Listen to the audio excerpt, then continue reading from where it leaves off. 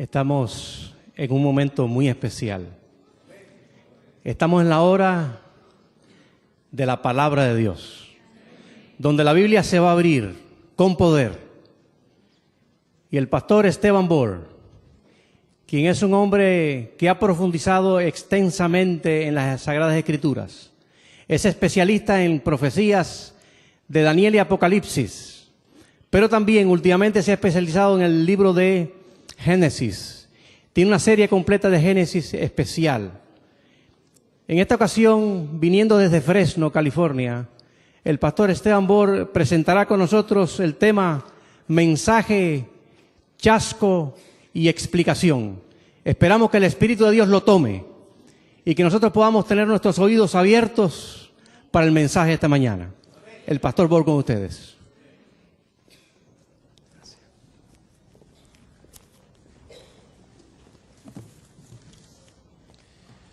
Un saludo muy cordial para todos y un feliz sábado les deseo. Amén. Qué gozo tan grande estar aquí en la casa del Señor en su santo día para tributarle honra, gloria y alabanza. Amén. Que Él se merece como nuestro Creador, nuestro Redentor y nuestro futuro restaurador. Amén. Como se pueden dar cuenta, en nuestro tema de hoy vamos a estudiar sobre un mensaje, un chasco y una explicación. Sin embargo, antes de entrar a estudiar, queremos pedir la bendición de Dios, así que les invito que inclinen sus rostros conmigo y vamos a orar. Padre Celestial, te damos gracias por el privilegio de encontrarnos en tu casa. Pedimos, Señor, la dirección de tu Espíritu Santo. Danos claridad de pensamiento y danos la disposición de recibir y aceptar tu mensaje. Te damos gracias, Padre, por escuchar y responder nuestra oración, porque te lo pedimos en el precioso nombre de tu Hijo, Cristo Jesús. Amén. Para entender el tema que vamos a trazar en el día de hoy, necesitamos repasar muy brevemente el santuario que Dios le mandó a Moisés que construyera en el desierto. Y voy a ser muy breve porque probablemente este santuario es muy bien conocido por la mayoría de los que estamos acá.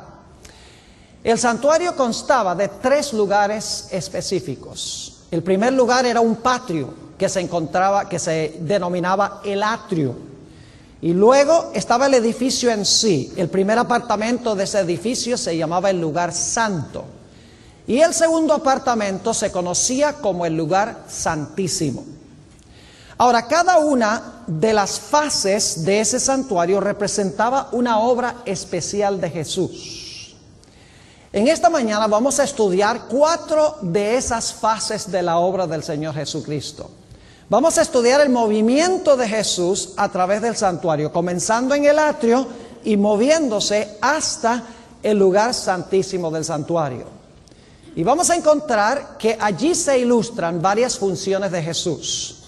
En primer lugar, vamos a encontrar que Jesús se presenta como un cordero sin mancha y sin mácula. Eso sucede en el atrio.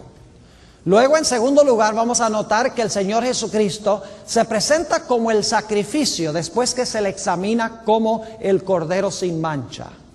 Luego vamos a encontrar que el Señor Jesucristo entra en su ministración en el lugar santo y finalmente vamos a encontrar su movimiento al lugar santísimo del santuario. Ahora vamos a notar en cada una de estas etapas que hay una secuencia de eventos iguales, prácticamente idénticos. En primer lugar, vamos a notar que cada vez que Jesús va a comenzar una obra, hay un gran reavivamiento y reforma entre su pueblo aquí en la tierra cuando Jesús está a punto de comenzar ese aspecto de su obra. Es decir, hay un anuncio en la tierra en cuanto a lo que está a punto de hacer Jesús. Encontramos que en cada caso el Señor Jesucristo va a entrar por una puerta para comenzar esa obra específica. Y vamos a notar también que los que están predicando este mensaje en realidad no entienden a plenitud el mensaje que están proclamando en cuanto a lo que va a hacer Jesús en esa etapa específica. Es decir, hay una mala comprensión sobre ese aspecto de la obra que va a desempeñar Jesús. Vamos a darnos cuenta que en cada etapa hay un chasco de la gente. Es decir, la gente, cuando Jesús no hace lo que ellos esperaban que Él hiciera, quedan chasqueados. Y vamos a encontrar en cada etapa que la iglesia de la época de plano rechazaba lo que Jesús estaba desempeñando en ese momento. Y luego vamos a darnos cuenta que en cada una de las etapas el Señor Jesucristo desempeña su obra y luego un remanente posteriormente comprende a plenitud lo que Jesús estaba haciendo en ese momento. Ahora, yo sé que ustedes, la mayoría de los que están aquí, saben en cuanto al chasco de 1844. Pero saben que en cada uno de los pasos del ministerio de Jesús en el santuario hubo el mismo proceso. Hubo un reavivamiento y un anuncio en cuanto a su obra. Se abrió una puerta. Los que proclamaron el mensaje no lo entendieron bien. Por lo tanto, hubo un chasco. Después del chasco, Dios explicó cabalmente lo que Jesús había hecho usando la palabra, y como resultado un remanente fiel aceptó la obra que Jesús había desempeñado. Así que queremos estudiar en nuestro tema de hoy estas 4 etapas de la administración de Jesús en el santuario. Comencemos en primer lugar entrando por la puerta al atrio del santuario, es decir, al patio del santuario. Lo primero que sucedía allí era que se examinaba la víctima para estar seguro de que la víctima no tenía defecto alguno. Es interesante notar, y solamente voy a mencionar algunos versículos por la premura del tiempo, pero en Levítico 21:21 dice que el sacerdote tenía que estar sin mancha ni contaminación. Y no solo el sacerdote, sino que nos dice Levítico 1 y el versículo 3, entre otros versículos, que la víctima también debía estar sin mancha, ni arruga, ni cosa semejante. Es decir, se debía examinar la víctima para estar seguro de que la víctima era perfecta. Lo interesante es que cuando Jesús se presentó para su obra terrenal, hubo alguien que lo presentó a Él. El que lo presentó se llamaba Juan el Bautista. Y es interesante notar en Juan 1:29 cómo fue que Juan lo presentó. Juan dijo: he aquí el Cordero de Dios que quita el pecado del mundo. Es decir, aquí está el Cordero perfecto, sin mancha, sin contaminación. Es interesante notar que en relación con el ministerio de Juan el Bautista, quien proclamó a Jesús como el Cordero sin mancha, hubo un gran reavivamiento y una gran reforma entre el pueblo de Dios. Por ejemplo, nos dice en San Mateo 3, 5 y 6, que salía a Juan toda Jerusalén, toda Judea y las áreas circundantes para escuchar la proclamación del mensaje de Juan. Y estando presentes todos ellos, Juan introdujo a Jesús como el Cordero perfecto, sin mancha, que iba a ofrecer su vida en sacrificio. Es interesante notar en el libro Patriarcas y Profetas, página 364, la descripción que da Elena White sobre la examinación de la víctima. Dice ella allí: los sacerdotes debían examinar todos los animales que se traían como sacrificio y rechazar los defectuosos. Solo una ofrenda sin defecto podía simbolizar la perfecta pureza de aquel que había de ofrecerse como cordero sin mancha ni contaminación.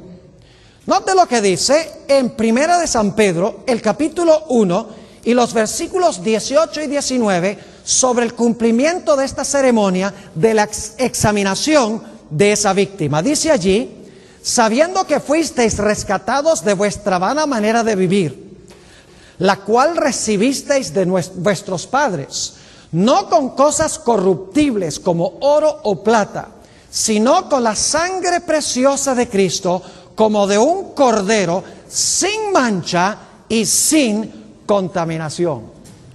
Es decir, hubo un gran reavivamiento.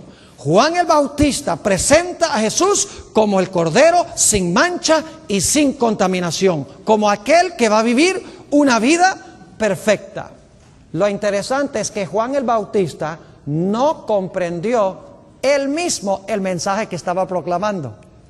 Él pensaba que el Mesías iba a venir, iba a destruir a los romanos y se iba a sentar en el trono de Jerusalén. No entendía qué clase de cordero iba a ser Jesús. Él no pensaba que el Mesías iba a morir. Y sin embargo, con su mensaje vino un gran reavivamiento. Y nos dice en San Mateo el capítulo 11 y el versículo 2 y 3 que Juan el Bautista terminó en la cárcel y estaba chasqueado. Y manda a sus discípulos para decirles, pregúntenle a Jesús si Él es el Mesías o si debemos esperar a otro.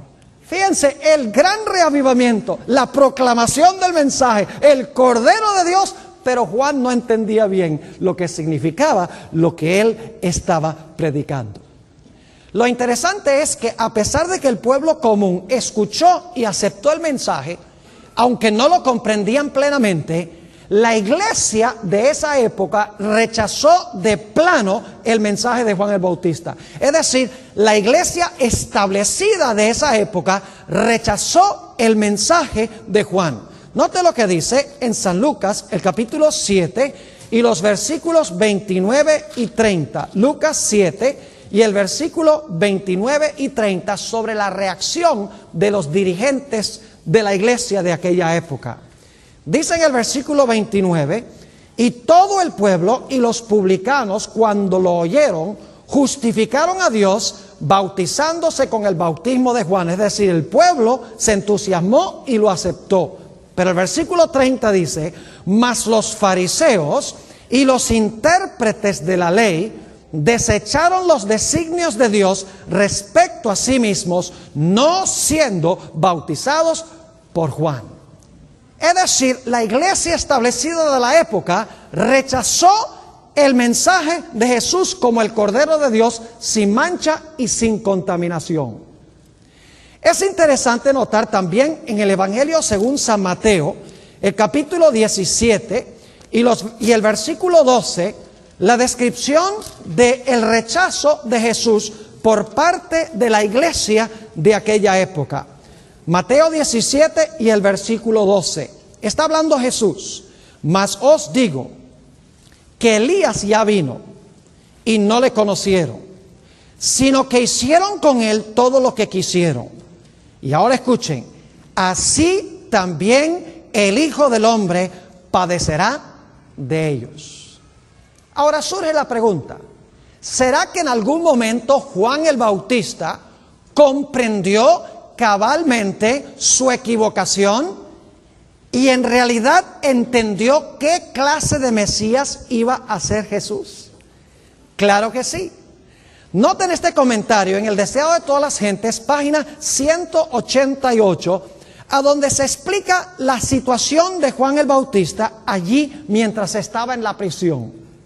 Dice allí, los discípulos llevaron el mensaje y bastó, porque Juan había mandado a los discípulos de él a Jesús para preguntarle si él iba a ser el Mesías o si debían esperar a otro.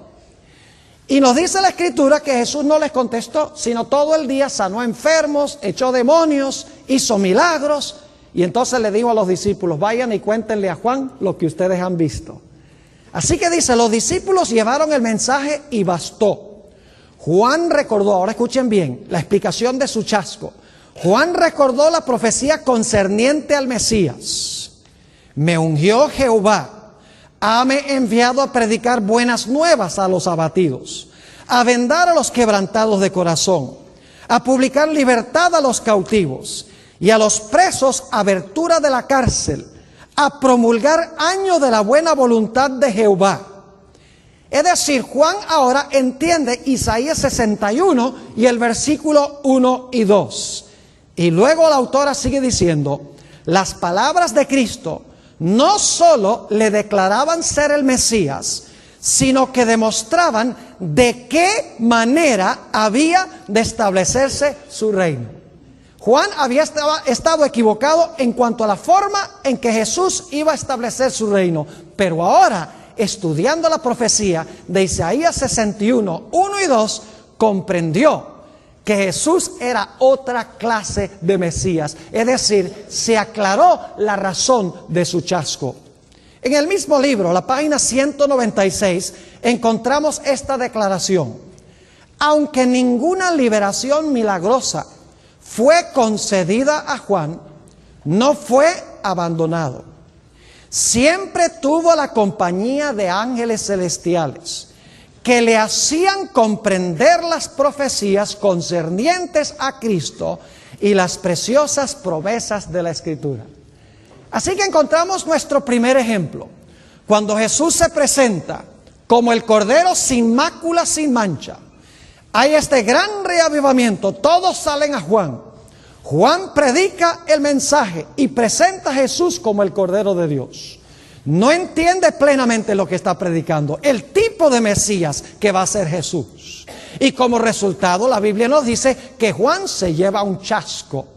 Pero luego vienen los ángeles y le explican a Juan la mala comprensión que tenía, y ahora Juan comprende las profecías y entiende cabalmente la clase de Mesías que va a ser Jesús.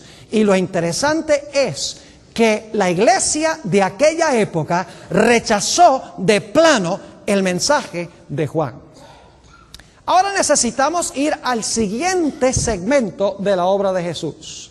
Necesitamos ir ahora del momento cuando se presenta como el Cordero de Dios entrando por la puerta al atrio. Entramos un poco más hacia adelante en el atrio y llegamos al altar del sacrificio.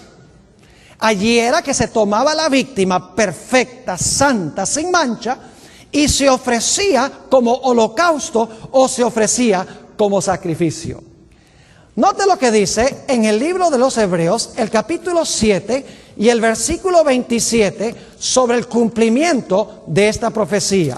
Hebreos, el capítulo 7 y el versículo 27. Dice allí lo siguiente: que no tiene necesidad cada día, como aquellos sumos sacerdotes, de ofrecer primero sacrificios por sus propios pecados y luego por los del pueblo, porque esto lo hizo una vez para siempre, ofreciéndose a sí mismo. Fíjese que en el servicio del santuario se necesitaba un sacerdote y se necesitaba una víctima. El sacerdote ofrecía a la víctima. Pero en el caso de Jesús, Jesús es el sacerdote y es la víctima. Es decir, Él se ofrece a sí mismo como un cordero perfecto, sin mancha y sin contaminación. Ahora, ¿saben lo que es interesante? Cuando Jesús se presentó en el altar del sacrificio para ofrecer su vida, antes de ese evento hubo gran publicidad de que Jesús iba a desempeñar una obra muy importante en el santuario. Note lo que dice en Mateo, el capítulo 21, y vamos a leer los versículos 15 y 16. San Mateo, el capítulo 21, y vamos a leer los versículos 15 y 16. ¿Han oído hablar sobre la entrada triunfal de Jesús a Jerusalén? Se conoce como el Domingo de Ramos.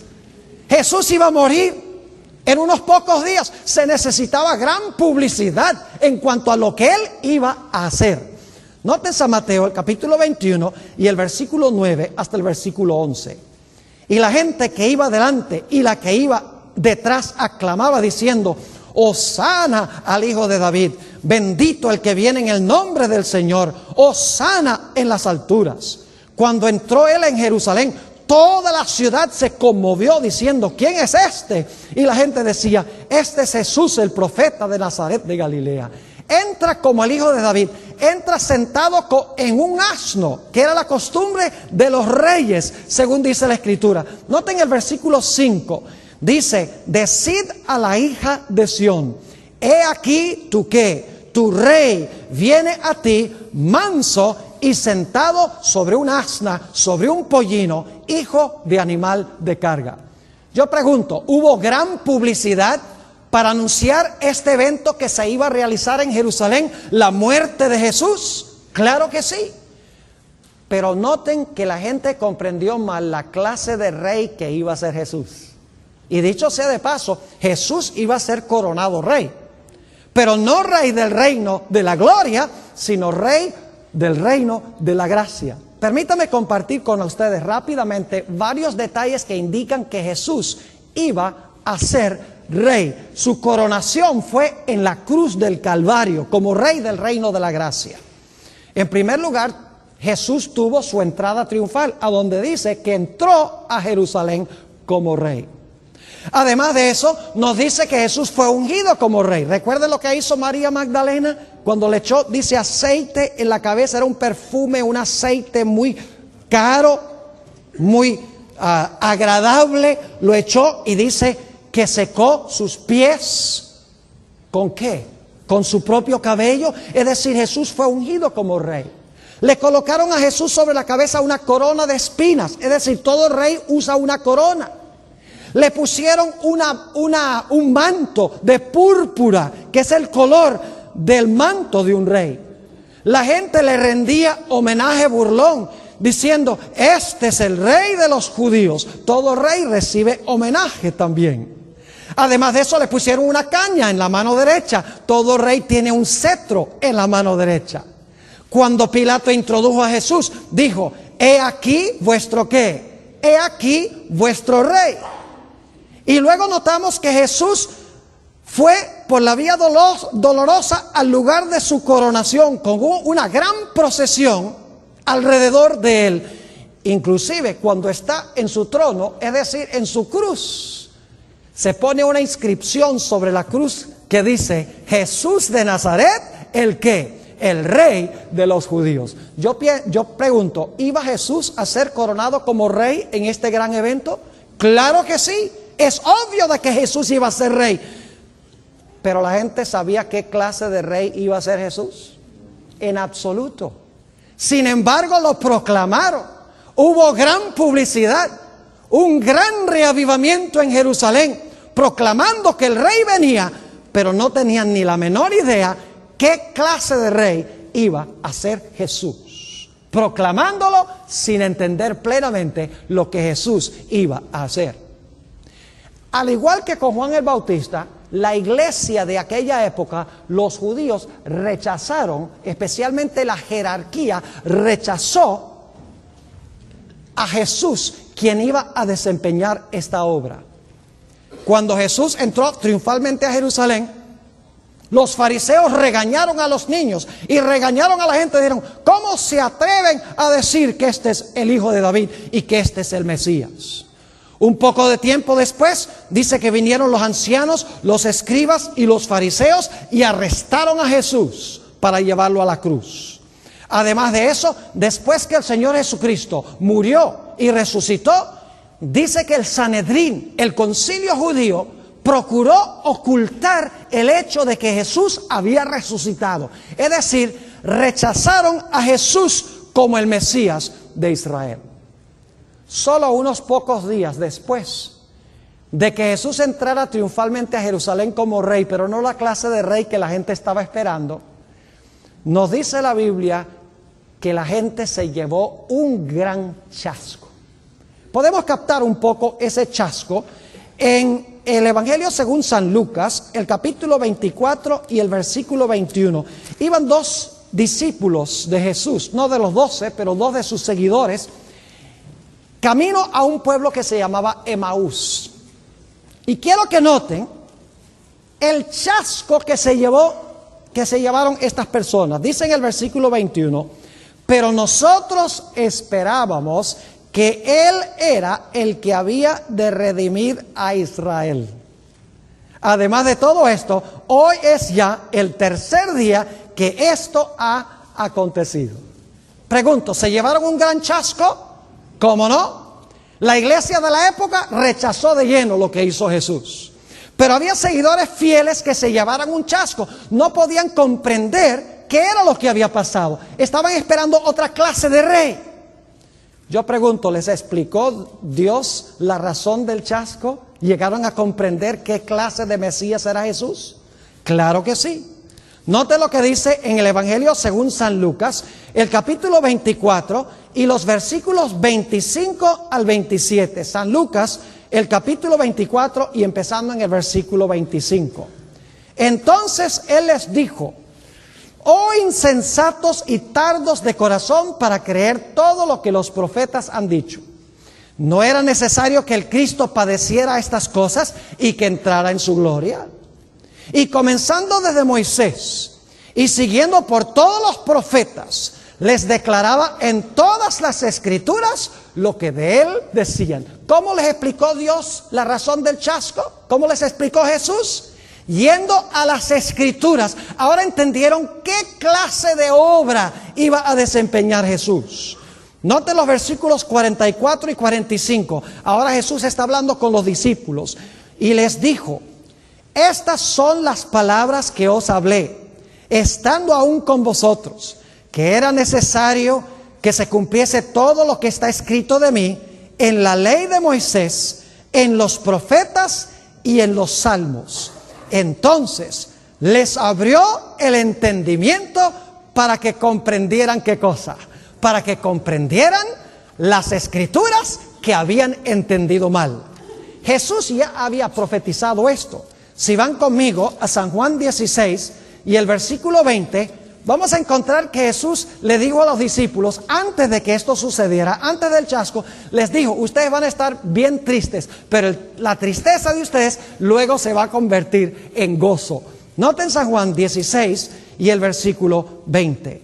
De cierto os digo, que vosotros lloraréis y lamentaréis, y el mundo se alegrará.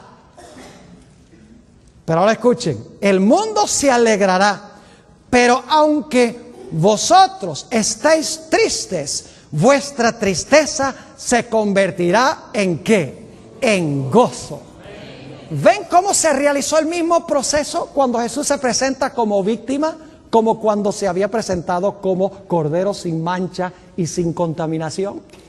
Interesante que el pueblo de Dios pasa por el mismo proceso. Predicación de un mensaje, gran reavivamiento. No comprenden lo que están predicando cabalmente. Como resultado se llevan un chasco. La iglesia de la época rechaza de plano el mensaje. Después del chasco, Dios viene, les abre las escrituras y ahora entienden la función que iba a desempeñar Jesús. Ahora queremos ir al siguiente paso del ministerio de Cristo. El Señor Jesucristo vino como cordero perfecto en el atrio y vino como víctima para ofrecerse también en el atrio. Pero cuando Jesús terminó su obra en el atrio, en la tierra, se cerró la puerta del atrio y ahora se abrió otra puerta. Se abrió la puerta al lugar santo del santuario celestial. Quiero que noten que hubo en la tierra un gran reavivamiento cuando se realizó este evento. Vayan conmigo al libro Hechos de los Apóstoles, el capítulo 2. Hechos, el capítulo 2, y vamos a leer los versículos 1 al 4. Fíjense lo que pasa en la tierra. Hay emoción entre el pueblo de Dios. Hay un gran reavivamiento. Dice allí en el versículo 1: cuando llegó el día del Pentecostés, estaban todos unánimes juntos.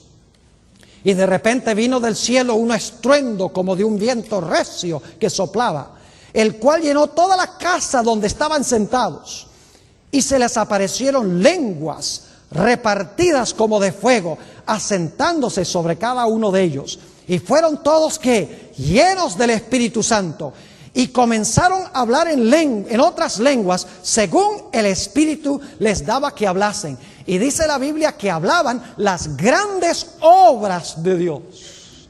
Ahora yo pregunto, ¿en este momento la gente comprendía plenamente lo que significaba esto? En realidad no.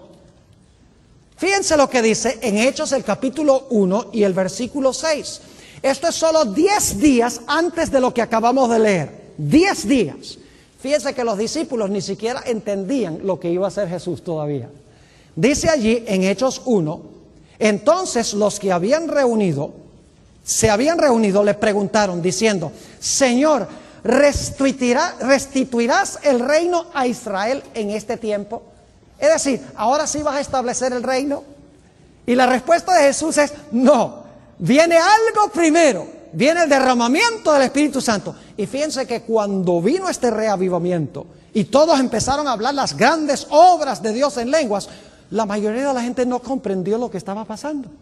Fíjense lo que dice en Hechos, el capítulo 2 y el versículo 11. Hechos, el capítulo 2 y el versículo 11. Dice: cretenses y árabes,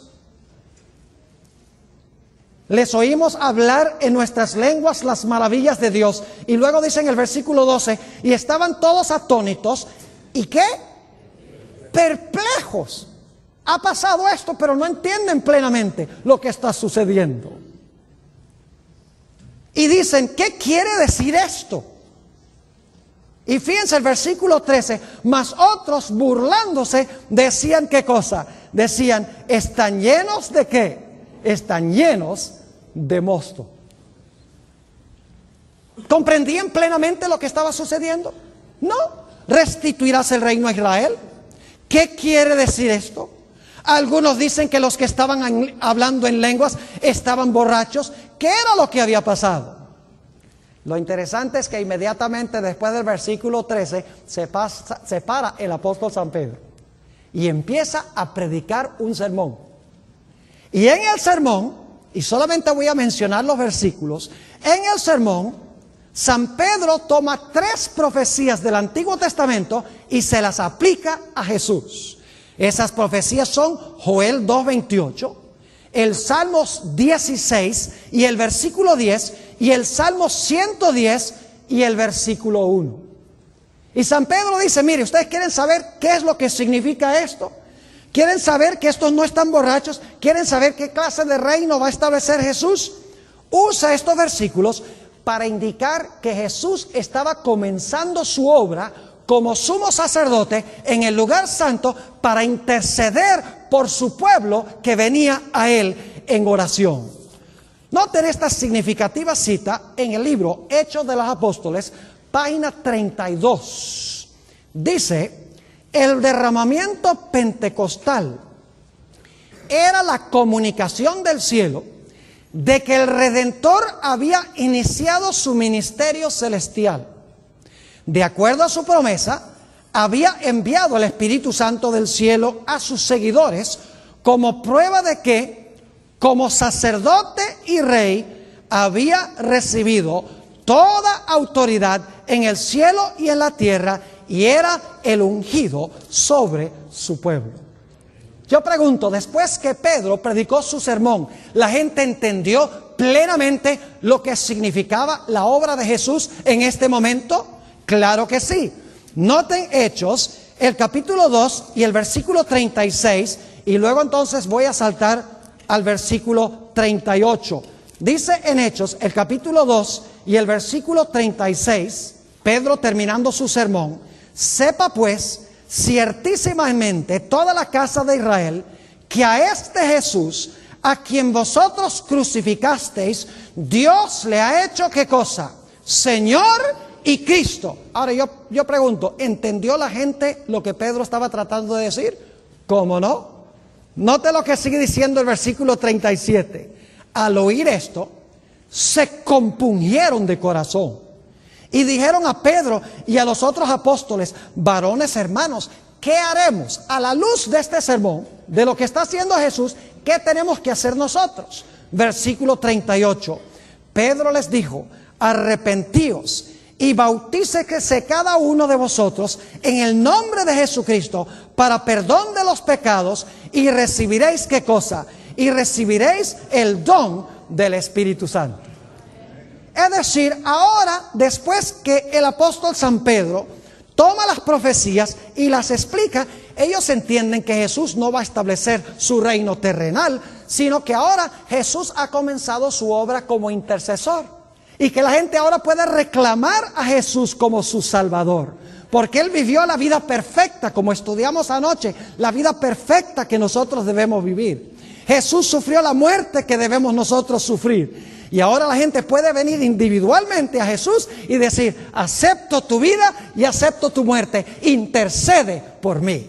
Ahora entendieron la obra de Jesús. Es decir, se abrió ante ellos un raudal de luz. Pero yo pregunto, ¿cómo reaccionó la iglesia de aquella época? Ustedes pueden seguir leyendo ahí en Hechos el capítulo 4 y el capítulo 5. La iglesia establecida, el Sanedrín, los líderes religiosos no quisieron entender ni quisieron aceptar. Así como cuando Jesús fue sacrificado, así como cuando Jesús se presentó como víctima, lo rechazaron de plano. La iglesia de aquella época lo rechazó. Solo un remanente comprendió y entró con Jesús al lugar santo para simpatizar con la obra que él estaba haciendo. En el libro El conflicto de los siglos, página 483, tenemos nosotros esta cita muy interesante en cuanto a la reacción de la nación judía cuando Jesús comenzó su obra en el lugar santo. Dice esto: cuando en la ascensión Jesús entró por su propia sangre en el santuario celestial para derramar sobre sus discípulos las bendiciones de su mediación, los judíos fueron dejados, escuchen esto, los judíos fueron dejados en oscuridad completa y siguieron con sus sacrificios y ofrendas inútiles. La puerta por la cual los hombres habían encontrado antes acceso a Dios no estaba más abierta, porque se había cerrado la puerta del atrio, se había abierto una nueva puerta, la del lugar santo. Sigue diciendo, los judíos se habían negado a buscarle de la sola manera en que podía ser encontrado entonces, por el sacerdocio en el santuario en el cielo. No encontraban por consiguiente comunión con Dios. La puerta estaba cerrada para ellos. No conocían a Cristo como verdadero sacrificio y único mediador ante Dios. Fíjense las dos funciones: sacrificio en el atrio y ahora ¿qué cosa? Mediador ante Dios. De allí que no pudiesen recibir los beneficios de su mediación. Fíjense nuevamente el mismo proceso. A veces pensamos que esto sucedió solamente en 1844, un gran chasco, porque no entendieron lo que estaban predicando y entendieron después estudiando las Escrituras. Pero es interesante que en cada etapa de la obra de Jesús, su pueblo está arrastrando los pies por alcanzarlo. Y no lo alcanza sino hasta después que Jesús empieza su obra. Entonces la iglesia dice, ahora sí entiendo lo que está haciendo Jesús. Ahora, nuestra última puerta que tenemos que estudiar es la puerta del lugar santísimo. Porque en 1844 se cerró la puerta de la mediación en el lugar santo. Y Jesús se movió a través de una puerta al lugar santísimo del santuario. Quiero que notemos en el libro de Apocalipsis, el capítulo 11 y el versículo 19, sobre la apertura de esta puerta y a dónde conduce esta puerta abierta. Apocalipsis 11 y el versículo 19. Dice allí, y el templo de Dios fue ¿qué? Fue abierto en el cielo. ¿Y qué es lo que se vio cuando se abrió la puerta? Y el arca de su pacto se veía en el templo. Y hubo relámpagos, voces, truenos, un terremoto y grande granizo. Les pregunto, ¿a dónde estaba el arca del pacto en el santuario? Aquellos que han estudiado el santuario saben que el arca del pacto se encontraba en el lugar santísimo. Es decir, hay tres puertas: la puerta del atrio, la puerta del lugar santo y la puerta del lugar santísimo. Jesús está siguiendo su obra paso a paso. Comienza presentándose como un cordero perfecto. Luego sigue presentándose como un sacrificio perfecto. Luego entra por la puerta, la segunda puerta, el lugar santo, ahora para recibir a sus clientes que vienen a Él, recibiendo su vida perfecta y aceptando la muerte que Él sufrió. Entra al lugar santo. Y luego entonces, en 1844, entra por la tercera puerta, el atrio, lugar santo, por la tercera puerta, entra a donde está el arca del pacto para desempeñar la obra de juicio. Fíjense que Jesús tiene tres funciones: sacrificio, intercesión y juicio. Y en cada uno de los pasos tenemos estas características que hemos estado estudiando. Dicho sea de paso, aquí se aplica también ese texto que estudiamos en la lección de escuela sabática en el trimestre pasado, hasta 2300 días, y el santuario será ¿qué? Y el santuario será purificado. Ahora fíjense, cuando nosotros recibimos a Jesús hoy, recibimos el perdón y Jesús nos limpia a nosotros. Es decir, el pecado va de nosotros ¿a dónde? Al santuario. Ya no lo tenemos nosotros, está en el santuario. Es decir, que el pecado está cubierto por la sangre de Cristo en el lugar santísimo del santuario. Pero algún día, si todos los pecados han entrado a través de Jesús, nuestro mediador, esos pecados tienen que ¿qué? En algún momento esos pecados que entraron por la puerta tienen también que salir. Exactamente. Es decir, los pecados que fueron entrados al santuario cuando el pecador fue purificado, ahora tienen que ser purificados del santuario. Y eso sucede cuando se abre esta tercera puerta del santuario. Ahora yo pregunto, cuando Jesús iba a comenzar esta obra de purificar el santuario del juicio, ¿hubo un gran anuncio terrenal? ¿Hubo un movimiento que lo anunció en la tierra? Claro que sí. Noten Apocalipsis 14 y el versículo 6 y 7. Apocalipsis 14, 6 y 7. Vi volar por en medio del cielo a otro ángel que tenía el evangelio eterno para predicarlo a los moradores de la tierra, a toda nación, tribu, lengua y pueblo, diciendo a gran voz: temed a Dios y dadle gloria, porque la hora de su juicio llegará. No, la hora de su juicio ha llegado. Y adorad a aquel que hizo el cielo y la tierra, el mar y las fuentes de las aguas. Yo pregunto, ¿quiénes anunciaron este mensaje de la hora de su juicio ha llegado? Ha llegado el momento de purificar el santuario. ¿Quiénes lo anunciaron antes de 1844? Un gran movimiento religioso que se conoce como el movimiento de los Milleritas. Guillermo Miller y más de 50,000 personas predicaron este versículo: hasta 2300 días y el santuario será purificado. Temed a Dios y darle gloria, porque la hora de su juicio ha llegado. Y ellos esperaban que Jesús iba a venir ¿cómo? Como un rey, para establecer su reino glorioso. Iba a regresar a este mundo en poder y en gloria. Ellos consideraban que eso era la purificación del santuario. ¿Y qué fue lo que pasó con este movimiento? ¿Entendiendo que estaban predicando plenamente? No. Sin embargo, Dios le dio publicidad a pesar de que no estaban entendiendo lo que estaban predicando. Claro que sí, en cada uno de los casos. Hay muchas personas que dicen: la iglesia adventista no puede ser la iglesia verdadera porque se basa en un chasco. Pero es que en cada caso hubo un chasco. La gente que lo anunció entendió mal. Hubo un reavivamiento y una reforma, claro que sí. Ahora lo que hizo Dios fue, después de pasar el momento, entonces Dios ahora le explica lo que estaba haciendo. Así que esos milleritas que proclamaron que Jesús iba a venir el 22 de octubre de 1844 se llevaron un amargo chasco. Note cómo se describe en Apocalipsis el capítulo 10 y los versículos 9 y 10. Apocalipsis 10 y el versículo 9 y el versículo 10. Y fui al ángel diciéndole que me diese el librito. Hay un librito, este librito es, no tengo tiempo de cubrirlo ahora, pero es el contenido de Daniel 8, 9, 10, 11 y 12. Es la última mitad del libro de Daniel, donde se encuentra la profecía de los 2300 días. Todos estos capítulos tienen que ver con la purificación del santuario. Dice: y fui al ángel diciéndole que me diese el librito, y él me dijo: toma y cómelo. ¿Cuántos se han comido alguna vez un libro? Figurativamente decimos: ese libro estaba bueno, me lo comí, ¿verdad que sí? Usamos ese lenguaje metafórico, ¿verdad que sí? Porque estaba bueno, estaba sabroso el libro. Así que hay un mensaje en este libro, ¿verdad que sí? Y está sabroso el mensaje. ¿Cuál es el mensaje? Hasta 2300 días y el santuario será ¿qué? Purificado. Ellos entendieron que Jesús iba a regresar al planeta Tierra.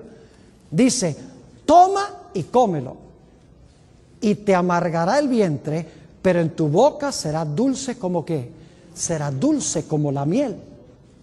Entonces tomé el librito de la mano del ángel y lo comí, y era dulce en mi boca como la miel. Pero cuando lo hube comido, ¿qué hizo? Amargó mi vientre. ¿Fue esa la experiencia de los que proclamaron que Jesús iba a venir en 1844? Exactamente la experiencia. Mientras estaban predicando el mensaje, qué dulce era, Jesús iba a venir en las nubes del cielo para establecer su reino. Y esta gente amaba a Jesús más que cualquier otra cosa. Dice que dejaban sus sembrados en el campo, vendían sus propiedades para ayudar a otros a pagar sus deudas. A veces oraban toda la noche, rogaban ante Dios que salvara a sus familiares y a sus amigos del pecado para estar listos cuando Jesús viniese. Amaban en verdad a Dios. Pero cuando Jesús no vino el 22 de octubre de 1844, se llevaron un chasco muy grande. La sierva de Dios dice: lloramos y lloramos hasta que amaneció el día. Y dice la sierva de Dios que el año anterior al chasco fue el año más feliz de toda su vida, ansiando que Jesús viniera.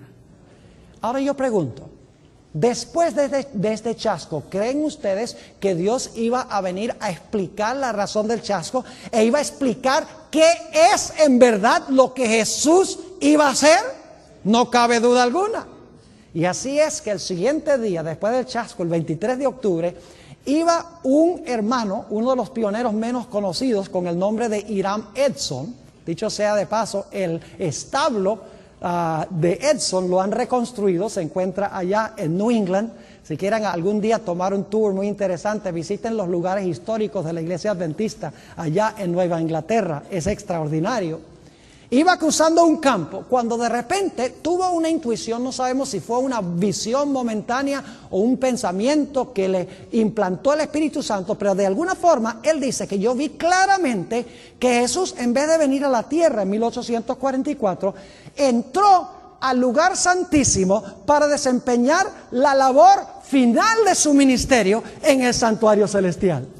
Inmediatamente regresó, se reunió con los pioneros que habían estudiado estas profecías y se dieron cuenta que muchas de estas profecías las habían interpretado mal. Por ejemplo, Daniel 7, donde dice que el Hijo del Hombre vino sobre las nubes del cielo.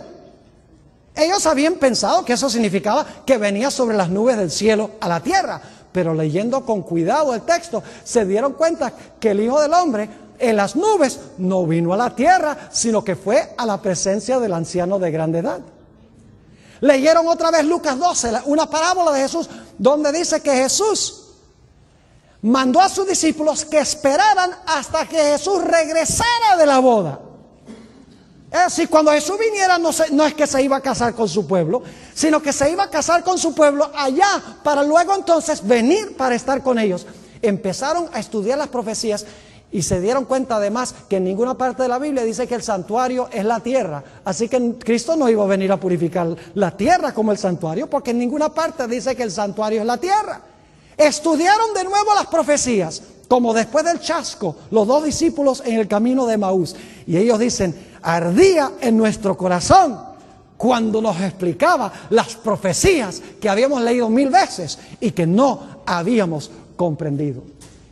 Ahora yo pregunto, ¿cómo reaccionaron las iglesias de aquella época cuando los mileritas dijeron: nos equivocamos de evento, pero sí pasó algo muy importante en 1844? Todas las iglesias dijeron: esta es la verdad de Dios, aceptémosla. No, señor. El mensaje del primer ángel es seguido por un segundo mensaje que dice: ha caído Babilonia. Es más, en la iglesia de Filadelfia, que es la iglesia de esta época, dice que Dios coloca delante de Filadelfia una puerta abierta. Es la puerta que lleva al lugar santísimo del santuario. Y dice allí que los que rehúsan entrar por la puerta del lugar santísimo del santuario se convirtieron en la sinagoga de Satanás. Es decir, las iglesias continuaron con sus ceremonias, continuaron con sus servicios religiosos, rechazando de plano la idea que Jesús había entrado al lugar santísimo para desempeñar su obra allí. Y como resultado cayeron y se convirtieron en Babilonia, o se convirtieron en lo que la Biblia llama la sinagoga de Satanás. No hay nada nuevo debajo del sol, porque en cada uno de los pasos de Jesús a través del santuario, la iglesia organizada y establecida no siguió a Jesús. Fue solamente un remanente fiel que entendió las profecías, entró y comprendió lo que Jesús estaba haciendo en ese momento. Ahora escuchen bien lo que voy a decir. El Señor Jesucristo hoy en día está metiendo nuestros pecados al santuario. Todavía sirve como nuestro intercesor. Pero al mismo tiempo, con los muertos, Jesús está registrando los libros, el registro de vida de los muertos, y cuando cada caso se examina, Jesús está haciendo ¿qué con esos pecados? Los está borrando. ¿De dónde? Los está borrando del santuario. Lo borró de nuestra vida cuando recibimos a Jesús, porque lo aceptamos, su vida perfecta, aceptamos su muerte en lugar de nuestra muerte. Jesús sirvió como nuestro intercesor, metió los pecados en el santuario, están allá, y en el servicio del día de expiación, ahora Jesús va a tomar esos pecados, ¿y qué va a hacer? Los va a sacar del santuario y los va a colocar sobre la cabeza de Azazel, un símbolo de Satanás, no dice la Biblia. Es decir, Jesús está en el proceso ahora con los muertos de purificar el santuario, y muy pronto comenzará el juicio de los vivos. ¿Pueden ustedes imaginarse lo que significa que Cristo purifique el santuario de nuestros pecados estando nosotros aún vivos? Es impresionante. Y escuchen bien, cuando termine Jesús de purificar el lugar santísimo de todos los pecados que han entrado allá por la sangre del Señor Jesucristo, se pronunciarán unas palabras terribles. Noten Apocalipsis, el capítulo 22, Apocalipsis 22 y el versículo 11. Fíjense, la última puerta que se abrió se va a cerrar y nadie más va a poder entrar allá. Es decir, el flujo de pecados del pecador al santuario va a concluir. El santuario estará purificado y entonces todo caso estará decidido. Noten Apocalipsis 22 y el versículo 11, la declaración que va a hacer Jesús cuando termine esta obra. El que es injusto, sea injusto todavía. La puerta del lugar santísimo ahora se va a cerrar. El que es ¿qué? ¿Qué necesita hacer usted si está inmundo? Pues purificarse. Pero va a llegar un momento en que el que es inmundo va a seguir siendo inmundo. ¿Por qué razón? Porque no mandó sus pecados ¿a dónde? Al santuario. No recibió a Jesús como el Cordero Perfecto. No recibió la muerte de Jesús. No lo reclamó como intercesor para meter los pecados allá. Solo los pecados que entran allá son los pecados que salen de allá. El que es injusto sea injusto todavía, y el que es inmundo sea inmundo todavía. El que es justo practique la justicia todavía, y el que es santo santifíquese todavía. Y el santuario se cerrará. No podremos entrar más allí para que nuestros pecados sean purificados de nuestra vida ni del santuario. Yo creo que ese tiempo viene pronto, mis queridos hermanos y amigos. Y Dios nos está llamando a nosotros para que nosotros sigamos en Jesús, a Jesús en su labor en el santuario. Que lo recibamos en primer lugar como el Cordero perfecto, para que su vida esté en lugar de nuestra vida. En segundo lugar, que lo recibamos como sacrificio, que Él murió la muerte que yo debo sufrir y que tú debes sufrir. Y que luego, aceptando su vida perfecta y su muerte por nosotros, vengamos a Él y decirle: Señor Jesús, sé mi intercesor, sé mi abogado, porque si no estoy perdido. Y entonces Jesús me representa. Yo le mando mis pecados a través de la oración al santuario, y Jesús pone los pecados en el santuario. Y luego la Biblia dice que el que persevera hasta el fin, esos pecados que entraron por la sangre de Cristo al santuario, van a ser sacados del santuario, y entonces Dios tendrá un santuario limpio y tendrá también un pueblo limpio. Ahora surge la pregunta: ¿cómo es que nosotros podemos estar limpios. Quiero decirles, tenemos que tomar un primer paso. ¿Saben cuál es el primer paso que tenemos que tomar para que nuestra vida sea limpiada? Hablamos de eso anoche. ¿Recuerdan el apóstol Pablo cuando era Saulo de Tarso? Cuando fue allá a la casa de Ananías, ¿qué le dijo a Ananías? ¿Por qué te detienes? Levántate. ¿Y qué? Y bautízate. ¿Y qué? Y lava tus pecados. ¿Y saben lo que sucede en el bautismo? Algo maravilloso, porque alguno dice, bueno, entonces yo sencillamente me bautizo, Dios me perdona todos mis pecados. ¿Y después qué? Oh, mis hermanos y hermanas, quiero terminar con este texto. Hechos, el capítulo 2 y el versículo 38 nos dice que en el bautismo pasan dos cosas. Dice aquí, en el versículo 38, Pedro les dijo, arrepentíos y bautícese cada uno de vosotros en el nombre de Jesucristo. Y ahora noten, dos bendiciones. Para perdón de los pecados, ¿y qué más? Y recibiréis el don del Espíritu Santo. Es decir, en el bautismo no solamente entierra a Dios el pasado, sino que nos da poder en nuestra vida para vivir vidas santas semejantes a las de Jesús. Pero todo comienza en el momento del bautismo. Ahí es que se sepulta el pecado y allí es que resucitamos a una vida nueva y recibimos el poder del Espíritu Santo en nuestra vida.